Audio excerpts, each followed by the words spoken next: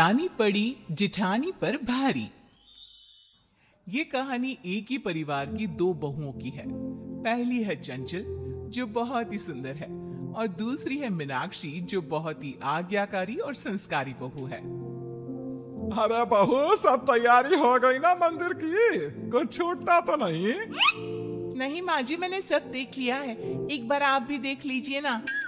मैं तो तैयार हो गई माँ जी, चलिए अब मंदिर के लिए निकलते हैं।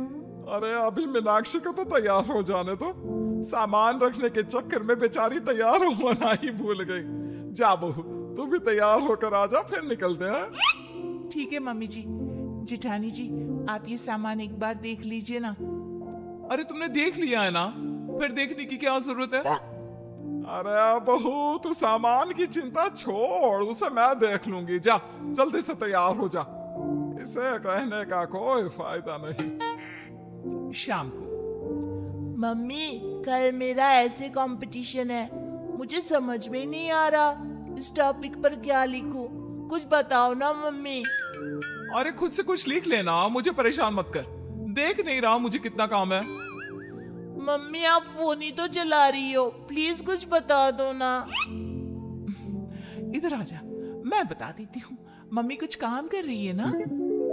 थैंक यू देवरानी जी, इस घर में एक तुम ही तो हो जो मुझे समझती हो, और वैसे भी ये काम मेरे करने के लायक थोड़ी ना है। अरे लेकिन चंचल बहू, बच्चा तो तेरा है ना, तो तू ही उसकी मदद करेगी ना। कोई बात नहीं ना माँ जी, दीदी कोई काम कर रही है। अरे ये कोई काम नहीं कर रही, बस काम से बचने का बहाना ढूंढती रहती है। अपने मेकअप का सामान देख रही होगी पक्का। पूरे दिन सजने संवरने के अलावा करती ही क्या है? माँ जी, आप सबको तो यही लगता है कि करती ही क्या है, लेकिन अपने आप को मेंटेन करना किसी काम से कम है क्या? और वैसे भी मैं देवरानी जैसी थोड़ी ना हूँ जिसको कोई पूछता ही ना हो। लोग तो मुझे देखते ही मुझसे पूछने लगते हैं और बात करने लगते हैं। आप नहीं जानती, बाहर मेरी भी कोई इमेज है। हाँ, मुझे तो समझ में ही नहीं आता, तू ही तो जानती है सारी दुनियादारी, हम तो बेवकूफ है ना। अगले दिन ये सारा सामान कैसे बिखरा पड़ा है? तुम इतने सुबह सुबह कहाँ जा रही हो? मैंने एक कमेटी ज्वाइन की है, उसकी ही मीटिंग के लिए जा रही हूँ। वो भी बिना नहाए? अरे कम से कम नहा तो लेती। अरे इतना टाइम नहीं है मेरे पास, और वैसे भी मेरा चेहरा देखकर कोई नहीं बता सकता कि मैं नहाकर नहीं आई हूँ। और ये परफ्यूम है ना, इसे लगाने से मेरे से केवल खुशबू ही खुशबू आएगी। तो फिर भी बिना नहाए कितना गंदा लगता है। अरे इतना ही है तो कुछ मीनाक्षी से सीखो, वो नहा धोकर तैयार होकर किचन में तुम्हारे लिए नाश्ता बना रही है। देखो, मेरे पास ना तुम्हारी ये बातें सुनने का वक्त नहीं है, लेट हो रहा है मुझे, चलती हूँ मैं। और वैसे भी उसका पति क्या कमाता है सब जानते हैं, वो काम नहीं करेगी तो क्या राज करेगी? जिठानी नाश्ता करके चली जाती है। छोटे के लिए ऐसा मत बोलो, जितना कमाता है परिवार के लिए काफी है। और वैसे भी मैं जो कमाता हूं तुम तो उड़ा ही देती हो। कैसे सारा सामान बिखेर कर चली गई, क्या होगा इसका?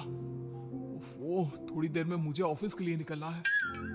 लीजिए भैया आपकी चाय, और आप सामान की चिंता मत कीजिए, बाद में मैं ठीक कर लूंगी। आप ऑफिस के लिए तैयार हो जाइए। थैंक यू मीनाक्षी, अगर तुम नहीं होती तो पता नहीं क्या होता। और प्लीज इन बेडशीट्स को चेंज भी कर देना। मैंने चंचल को कितनी बार कहा है, लेकिन उसने अभी तक नहीं किया। प्लीज तुम कर दोगी? अरे भैया आप चिंता मत कीजिए, मैं सब कर दूंगी। ऐसे ही जेठानी अपने हर काम से भागती और देवरानी अपने काम के साथ साथ जेठानी का काम भी पूरा करती, और जेठानी बस अपना सारा वक्त घूमने फिरने और अपने आप पर लगाती। लेकिन एक दिन अब क्या करे, ये तो बड़ी परेशानी हो गई।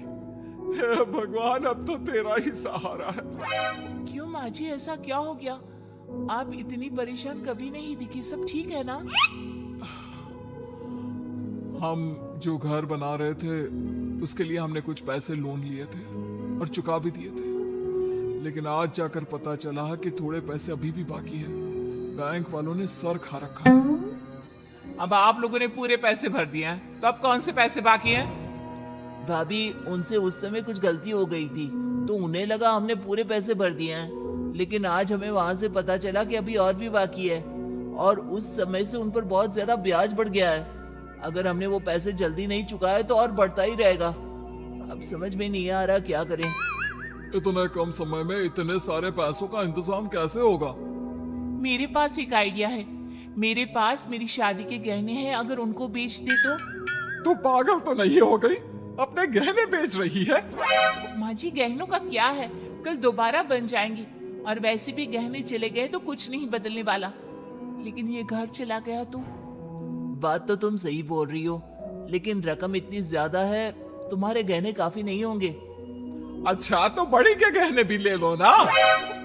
मैं अपने गहने नहीं बेचने वाली। हाँ, मेरी माँ ने कितनी मुश्किल से मेरे लिए बनवाए थे। तुम्हारे ही गहने थोड़ी ना जा रहे हैं, मीनाक्षी भी तो दे रही है अपने गहने। अच्छा, इतना ही है तो तुम अपनी माँ के गहने क्यों नहीं बेच देते? माँ जी के भी तो गहने हैं। ये तुम क्या बोल रही हो? वो खानदानी गहना है, बाद में तुमको और मीनाक्षी को ही तो मिलने वाले हैं। अरे रहने दे, वो नहीं देना चाहती तो कोई जबरदस्ती नहीं। मेरे पास और भी है, मैं दे दूंगी।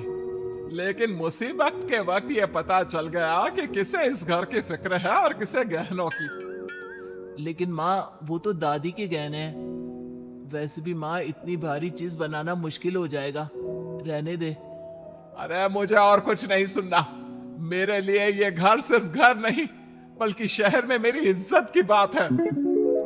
तुम पर तो मुझे शर्म आती है। वैसे तो बड़ी बनती फिरती हो, लेकिन ऐसे बुरे समय में साथ देने की बजाय भाग गई। अरे अब इसमें मेरी क्या गलती है?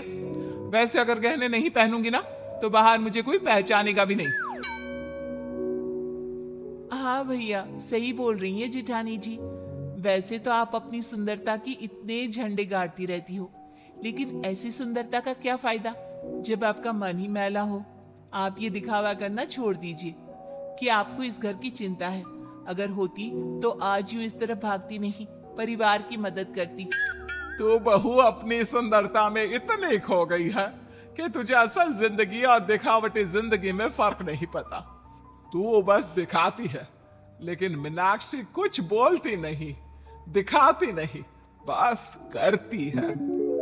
माँ आप सही कह रही हैं, मुझे माफ कर दीजिए। मैं झूठे दिखावे में पागल हुई जा रही थी। ये कहकर देवरानी जेठानी दोनों अपने गहने रखकर ससुराल वालों की मदद करती है।